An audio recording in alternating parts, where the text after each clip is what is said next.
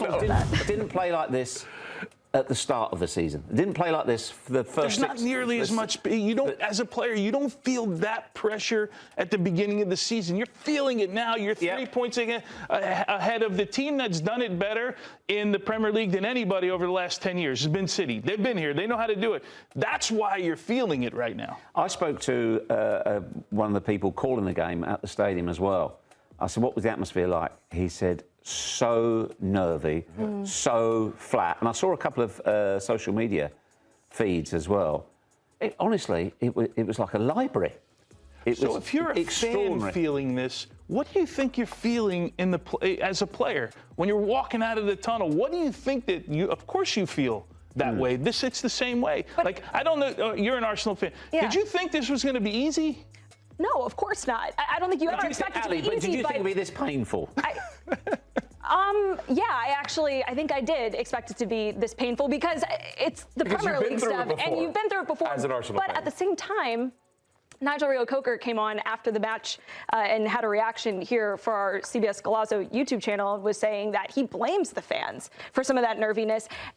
That's nonsense. What do you think about that stuff? Because the fans are just going to be feeling whatever they're seeing, right? What you see is influencing directly how you feel. And for Arsenal fans, it's been what they've seen year after year after year. So it's on Mikel Arteta and it's on these players who, not a lot of them have been in this exact position before. Gabby Jesus is the only one with a title winners medal in the whole club. And I think it's part of the problem. It's PTSD from the fans. It really is, because they've seen this movie before where they've had an opportunity and they bottle it. And we've seen it a few times now with Arsenal. So that's why you have that anxiety with the fans. That's why you have that nervous feeling in the stand. If they would have won a Premier League title a few years ago, even in this situation, the anxiety wouldn't be as high because you've had that win. You've had that trophy in your cabinet. And now they don't have it. So that stress is going to come through to the fans. But how can you blame the fans when the fans are just reacting to what they're seeing, like you mentioned? The players are going to feel that anxiety as well. Of course. They want to win.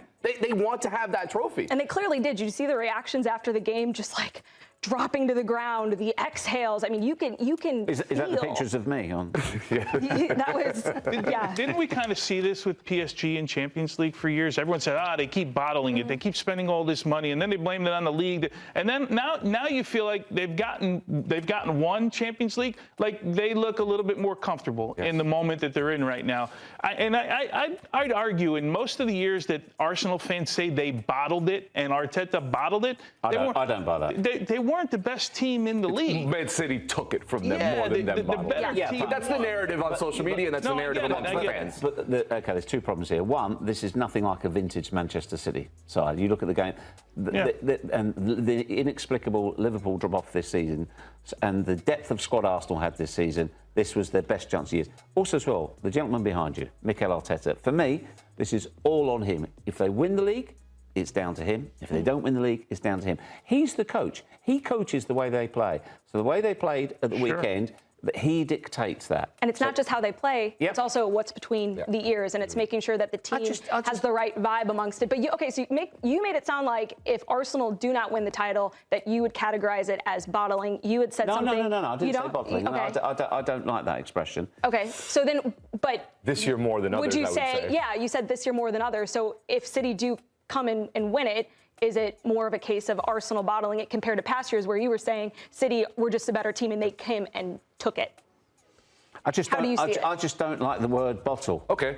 I just don't like it. They gave away the league then. If they don't win, is this year they let it slip away more than other seasons? Yeah, I would say so. It was there in the hands. Also, as well, it's not because they lost to Man City, as I keep saying. It's when they lost to Bournemouth, when they drew with Wolves. It's all the drop points elsewhere and the way they played then.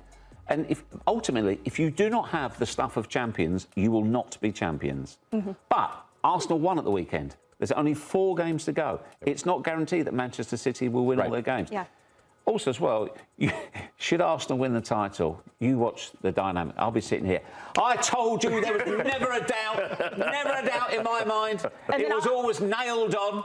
He's the greatest coach ever. And our production staff would do an incredible job of bringing back all of our old clips right after you said that. Including the one where you said that you weren't watching the game this weekend. No, I watched it. I watched it. Okay. I watched the whole game, but I was just amazed at the amount of Arsenal fans That didn't. just couldn't watch. Yeah. Couldn't watch. Stressful times. Well, Arsenal, they did get the win this weekend, as we know, 1-0, the final score. And that's kind of been the trend for Arsenal in their recent matches. 1 goal or less for the Gunners in their last 7 games, which isn't great, especially in the Premier League, given how important goal difference might be, with Manchester City, of course, as we know, scoring goals at a very high volume and having a player like Erling Haaland in the squad.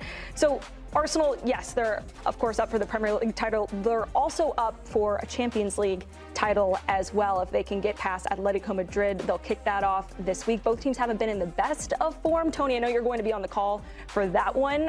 What are you anticipating there, and do you see the Gunners getting to the final here? Well, if I listen to Jeff, both teams are going to stay on either side of midfield, and that's it. The ball to each other. It's going to be a battle. Look, this Atleti side, if you know their history over the last month or so, it's been even longer. It's been Cholo Simeone just rotating during the league. There's really nowhere for them to go. They can't win the league. They're not going to get knocked out of Champions League position. Look at that result. Second, it's their performances against Barcelona. Oh, and they've put everything into the cups. Remember, they lost to Sociedad in the cup final. All the resources were put into that. We looked it up. It's been since the middle of March that Julian Alvarez has even started a game in La Liga. If you go back to the game prior to that Barcelona result, they made 10 changes. Juan Musso, the goalkeeper, was the only guy that Cholo Simeone played in a league game, which they lost. I think it was Sevilla. It's the Sevilla loss. That's the one. So he's put all his eggs into a cup basket.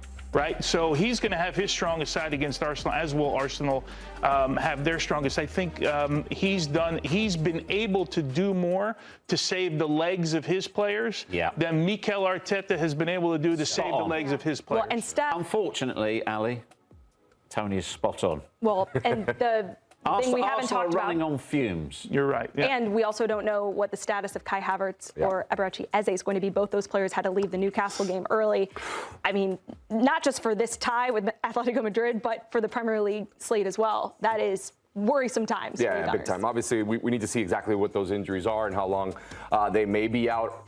But you saw Eze obviously having the goal this weekend. He has a massive impact. Kai Havertz, to me, I feel like he's undervalued. Every time he gets an opportunity, he provides something for the team, whether that's a goal, whether that's an assist, whether that's just confidence in attacking third. And if he's out for a bit of time, obviously some other injuries that they're dealing with in that front line, it might be tough for them. Keyword, confidence. I think you doubters on this desk got it all wrong. Listen, we are top of the Premier League.